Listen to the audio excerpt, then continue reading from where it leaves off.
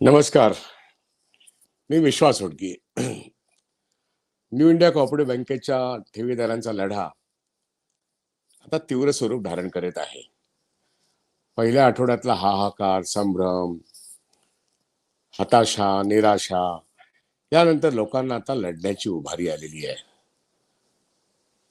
आणि त्या ठिकाणी पहिली मीटिंग जेव्हा केशव गोरे ट्रस्टला झाली मागच्या रविवारी, त्यानंतर आत्ताची तिसरी मीटिंग ठाण्यामध्ये Eden wood cooperative housing society यांच्या प्रांगणामध्ये आहे.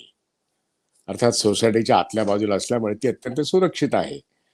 संपूर्ण ठाण्यामधल्या त्यांच्या शाखा किंबहुना सेंट्रल रेल्वेवरील जेवढी ठेवीदार आहेत त्या सर्वांनी तिथे यायला हरकत नाही.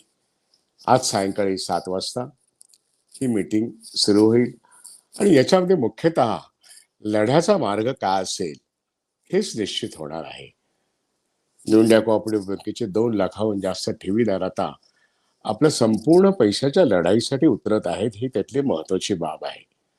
रिझर्व्ह बँक ऑफ इंडिया ठीक सांगू की आम्ही तुम्हाला 5 लाख देतो, पण ते 5 लाख देऊ शकत नाहीत, कारण लिक्विडेशन झाल्याशिवाय 5 लाख मिळत नसतात असं कायदा म्हणतो. कोण विश्वास ठेवणार रिझर्व्ह बँक ऑफ इंडियावर? आणि म्हणून लोक आपल्या हक्कासाठी कोर्टात जायची तयारी करतात. पण कोर्टात कसं जायचं असतं? लोकांच्या संमतीशिवाय, लोकांना पटल्याशिवाय की कोणता कायदा तुम्हाला कोर्टात यश मिळवून देऊ शकतो, तो कायदा नेमका काय आहे? 5 लाख तरी कधी निर्माण झाले आणि केव्हापासून DICC ऍक्ट 1961 त्याच्यामध्ये 1 लाखाचे 5 लाख झाले आणि आता 5 लाखावरती आम्हाला फुटवण्याचा जेव्हा प्रयत्न रिझर्व्ह बँक करते, तेव्हा रिझर्व्ह बँक ऑफ इंडियाच्या थोबाडात मारून हे सांगण्याची गरज आहे की आम्हाला आमच्या संपूर्ण पैशावरती अधिकार आहे. 5 लाखाच्या पुढचे माझे जे काही असतील, एक पैसा असेल, मग 1 कोटी असतील, 2 कोटी असतील, 3 कोटी असतील, ते तुम्ही आम्हाला त्यातले फक्त 5 लाख देऊन बाकीचे तुम्ही कुठे नेणार, याचा जाहीर सवाल आम्ही न्यायालयामार्फत तुम्हालाच विचारतो आणि त्याचं उत्तर सरकारला पण द्यायला लागेल आणि अर्थातच न्यायालयामार्फत जगाला द्यायला लागेल.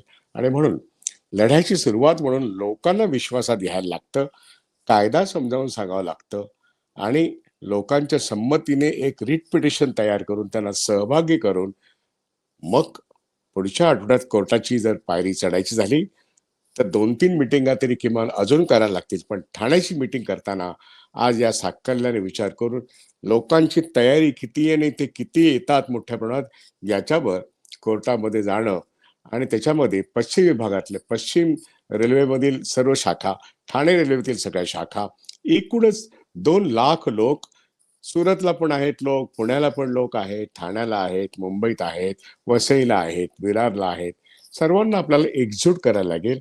आणि त्याच्यामध्ये आज महत्वाचा निर्णय तो हाच होईल की न्यायालयात जात असताना लोकांच्या संमतीपत्राची गरज आहे. ती संमती मिळवणं आणि पुढच्या आठवड्यात न्यायालयात जाणं, आमचे 100% आम्हाला पैसे परत हवेत हे सांगण्याकरता आपण त्या मिटिंगांचं प्रयोजन करतो. आणि मग लोकांना विश्वास घेऊनच आपल्याला पुढे जायचंय. आजच्या मिटिंगला 7 वाजता जी मिटिंग आहे, पुन्हा सांगतो, ईडनवूड कोऑपरेटिव्ह हाऊसिंग सोसायटी. ह्याचं खरं म्हणजे डॉक्टर काशीनाथ घाणेकर नाट्यगृह ठाण्याचं जे आहे ते सुप्रसिद्ध आहे. त्यामुळे सगळे लोक ज्यांना कोणाला यायचं असेल, डॉक्टर काशीनाथ घाणेकर नाट्यगृहाच्या शेजारी ईडनवूड कोऑपरेटिव्ह हाऊसिंग सोसायटीच्या प्रांगणामध्ये आज संध्याकाळी 7 वाजता मीटिंग आहे. वर्किंग डे आहे म्हणून संध्याकाळी 7 आहे, परंतु त्या सोसायटीच्या प्रांगणामध्ये सर्व व्यवस्था असल्यामुळे अत्यंत सुरक्षित पद्धतीने महिला आणि पुरुष यांची मीटिंग होईल. आणि त्या मीटिंगला सर्व ठेवीदारांनी उपस्थित राहावं आणि रिट पिटिशन जे काही करायचं आहे तो निर्णय एकमुखाने मंजूर करावा, समजून घ्यावं. याकरता मी स्वतःच त्या ठिकाणी वक्ता आहे. मीच आवाहन करतोय, आपण या मीटिंगला हजर राहावं आणि निर्णय करण्यामध्ये सामील व्हावं. धन्यवाद. इथेच थांबतो.